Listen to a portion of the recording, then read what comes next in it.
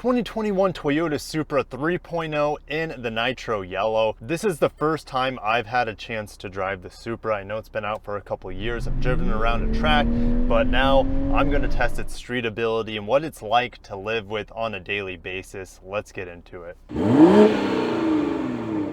The looks of the Supra are quite polarizing. You're either going to love them or hate them. It doesn't look quite as good as the concept did that introduced us to the reincarnation of the Supra, but it's still a cool looking vehicle. It's not my cup of tea. It's a little busy.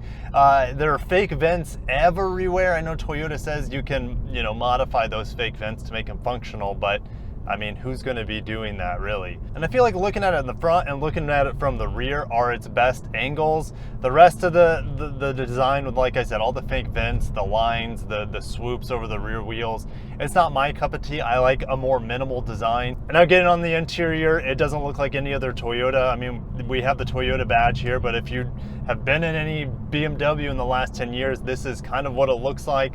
Gear shifter right in the middle here to control the 8-speed automatic. You have the rotary dial, which is more in line with a Mazda vehicle than it is with a Toyota, and I don't like the infotainment in here. Yes, I know the touchscreen, the 8-inch touchscreen is right here.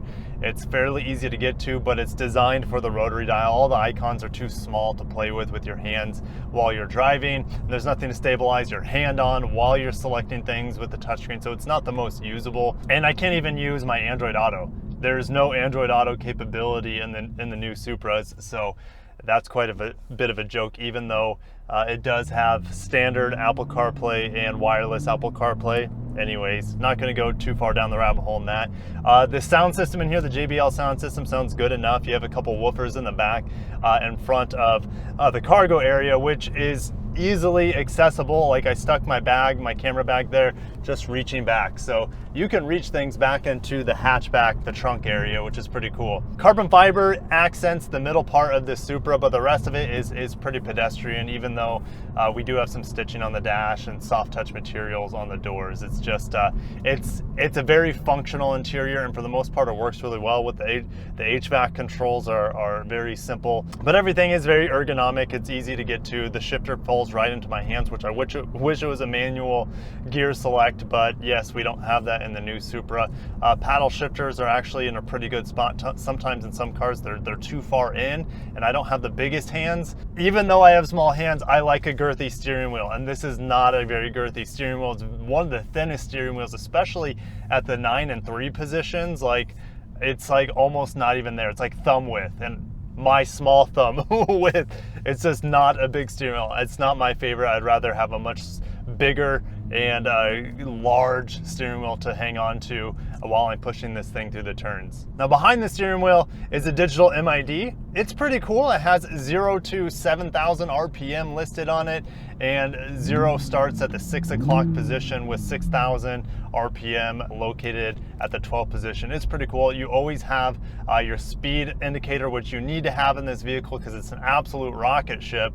And the heads-up display also has your speed all the time. It also incorporates radar cruise control into it, which that is an option here on this $57,000 vehicle. But yeah, the heads-up display is great, and it always shows you the speed limit, which you need to have that speed limit to remind you just how fast you're going. But yes, I'm in a college town. We have students here. This is Ave Maria, Florida. There's a gorgeous church off to the side, and I actually lived here back in 2012 when I moved to Florida for the first time. So yeah, this is a little bit of home to me. And the seats, before I move into the performance and how it rides and everything, the seats they have a ton of different options to them. Customizable bolstering on the sides, lumbar control, memory seats for the driver. I can move it forwards and back. What I don't like about the seats though is that at 6'1", I have long legs. Small hands and long legs, whatever, make fun of me. I hope you do. I want to see your comments down below what you can think of there. But the seat does not raise up in the front. So my knees are just like kind of hanging out in the middle of nowhere because there's no support underneath my thighs. But I can raise the seat, but it doesn't tilt. You know what I'm talking about. So anyways, that's just one of the things I don't like about the seat.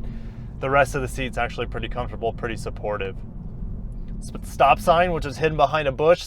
Brakes are ridiculous in this, especially when you're getting into them hard. As you get into the brakes slow, which I'm going to do here in a little bit, right now, I'm going to get in the brakes slow, really smooth.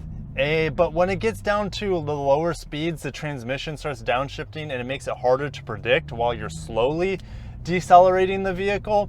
But when you're into the brakes hard, it's perfect brakes. But I wish they were perfect under slow deceleration as they are going from really fast to a stop, etc. So now, surprisingly, even with the 19-inch wheels, not only do they look sick, but they're going to perform well. They keep the vehicle like really quiet. I'm really surprised how quiet this Supra is. It is a really compliant ride, and it's kind of soft in here with normal everyday driving, which is definitely a surprise. I was expecting this thing to feel like really stiff, but it's actually an enjoyable daily driver for comfort and just quietness. It's a very quiet ride as well at low speeds as well as high speeds. Now, my daughter was asking me if she could drive in this vehicle. I took her to school in this vehicle today, and there's a tethering hook behind the front seat or the front passenger seat. So it's designed to have a front passenger child in that seat, which I thought was pretty cool. So it made my daughter's day to drive in the Supra.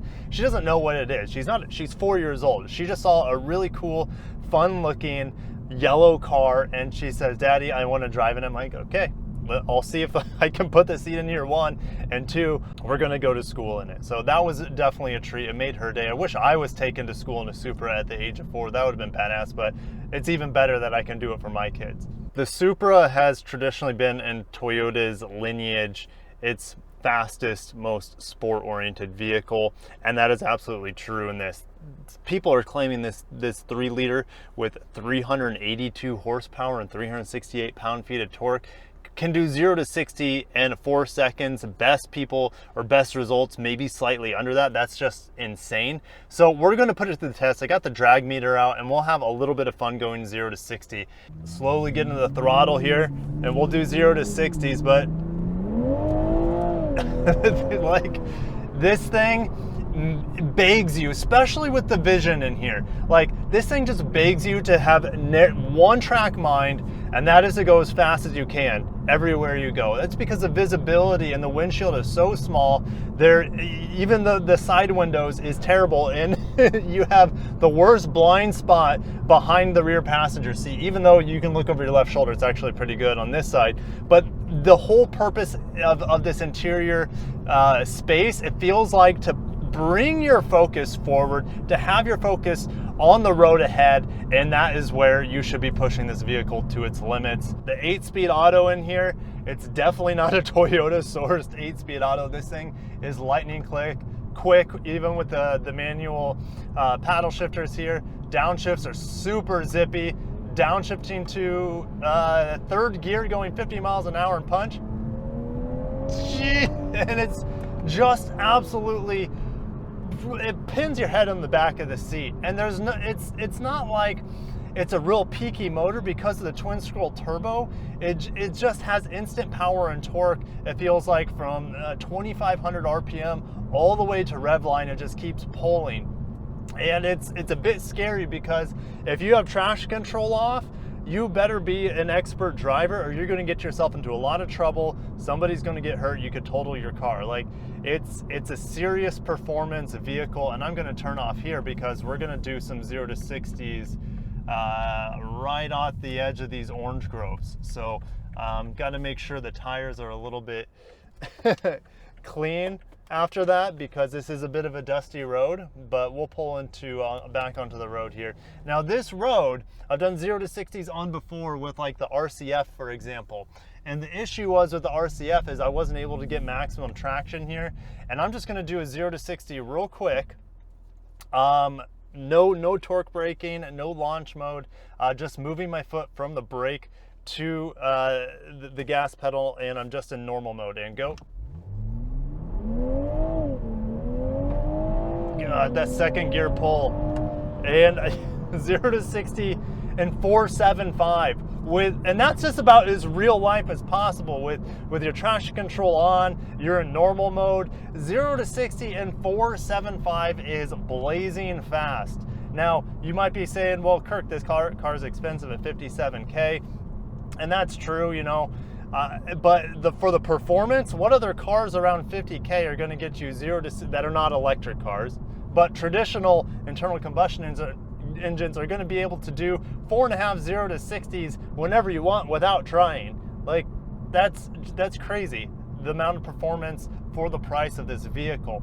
But it is lacking a little bit. But I'll get into what's lacking about it in a little bit, but I want to do more 0 to 60s here because why not? We have a rocket ship to play with here. And the vehicle, I don't know if I mentioned this, it just feels so small. It feels like I'm almost in a Miata-sized vehicle. Kind of like a combination of like a Miata and a GR86. You meld them together and stick almost 400 horsepower in here. Well, maybe over 400 horsepower at the crank, not the wheels. The wheels is probably the 386, if not more. Yeah, this inline 6 is definitely underrated on paper anyways. And I'm going to put it in sport mode. We're going to see if that's going to change our results at all. And I'm not going to torque brake it either because I feel like, yeah, we'll do it. We'll do that next. And go. Gosh. Oh my gosh. That pulled harder, yeah. 4.63, so we got over 1/10 of a second quicker. We'll go back to normal mode as we're cruising. 4.63, and that's, again, everyday streetability. I'm at a stoplight, and yeah, I just put it in sport mode, and we got 4.63 0 to 60. I don't think I've lost any cameras, so that's a good thing. But I'm going to be a maniac here. And I'm going to take off traction control, and this could be a really bad idea. I know I'm not going to hammer the gas right away because in second gear there, it started to go sideways in sport mode. So luckily the traction control system, stability systems straightened it out for us. But yeah, just gives you an idea that this vehicle is lunacy when it comes to performance. Traction control off just for S's and G's, and go.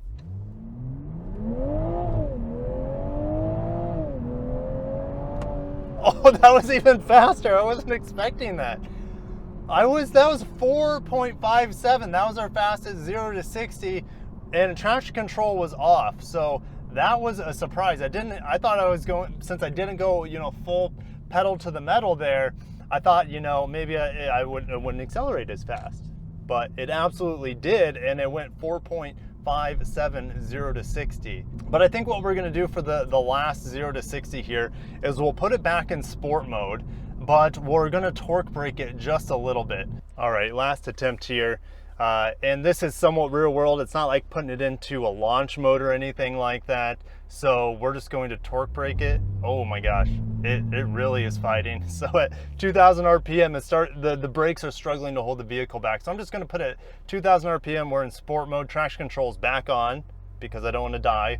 And there's 2,000 RPM and go. Oh yeah, let's go. 437. Just doing a little torque braking. And we're going to put it back in normal mode here. So we're going to talk about the rest of the Supra. The performance is incredible for the price point. There is no denying this thing is crazy fast. Not only in a straight line, I've driven around a track and it's just ridiculously fast on the track. And you know, its handling is razor sharp. It's super direct with the input you put into it. It just yeah, it's an extension of your body. Simple as that. The Supra is a well-oiled, fine-tuned, razor-sharp machine, and you can't fault it for its performance. There's no doubt about it. But I want to talk about the identity of this Supra and how it's different from the previous Supras in the past. And there was what, a 15-20 year gap between the last Supra, the Mark IV, to the Mark V. I'll put exactly what it is. That was built in Japan. Twin turbo inline 6. Now we got the turbo inline 6, and this is by far the fastest from the factory Supra ever, but we need to talk about its soul. And the soul of this vehicle is not a Toyota. It's a Toyota tuned BMW. It's built in Austria alongside the Z car, which we'll talk about another Z here in a second. But the BMW Z is a fantastic vehicle, and this vehicle is as well, but it is not Japanese. okay? The Japanese had their hand in it, but it's not like the co-workings of Yamaha and Toyota with like the 2JZ inline 6 and the 1JZ, back with the Mark IV and the Mark III, etc. You guys know what I'm talking about. So this vehicle doesn't quite have the same feeling or nostalgia to it. Even though Toyota did a great job with this vehicle, it's fast as hell, it looks cool, it has the Supra badging on it, that is a carryover from the 90s, but it doesn't feel like a Supra. I forgive it of that because times are different, things change, and vehicles, especially performance gasoline vehicles, are just being shot down out of the sky due to emissions regulations around the world. And I know things are getting more expensive. So Toyota, being a really good company at making money, worked with BMW to develop this vehicle and develop this platform. And I understand, I totally get it. But if Toyota can make this vehicle even more meaningful for the enthusiasts out there, it would be to offer a manual transmission. Even if it was on the 2.0 Supra, which is probably the better option for most people, because you're not going to want to kill yourself with the power all the time, and it's more easy to master. As I've driven the 2.0 and the 3.0 both on the track, the 2.0 was more fun to drive because I felt like I could control it and be a little bit more accurate with it and not die at the same time. But even if there is a manual on the 2.0, that would be amazing, but we don't have a manual on the 2.0 or the 3.0 Supra. There are rumors that Toyota is going to come out with a special edition GRMN Supra, and we have open road here, so we're just going to, actually, you know what we're going to do? We're going to do one more 0 to 60 because this road here is really, really clean. So there's rumors of the GRMN Supra with the 500 plus horsepower and a 6-speed manual. I mean, and I don't want that much power in a 6-speed manual. I think 200 to 300 to 400 horsepower max in a 6-speed manual is the most delicious. And look at the new Z coming out, 6-speed manual, fully built in Japan, twin turbo V6, 400 horse. Like, I cannot wait to have that vehicle, test that vehicle. I'm going to see it here in a week or so in Miami. But we're going to get onto the road here, and we're going to do one last 0 to 60 here. We're going to torque brake it as well. We're going to put it in sport mode, and this road is really, really clean. It's very smooth. I got the best 0 to 60s with the RCF on this road. All right, last 0 to 60 sport mode. Really good pavement here. 2,000 RPM and go.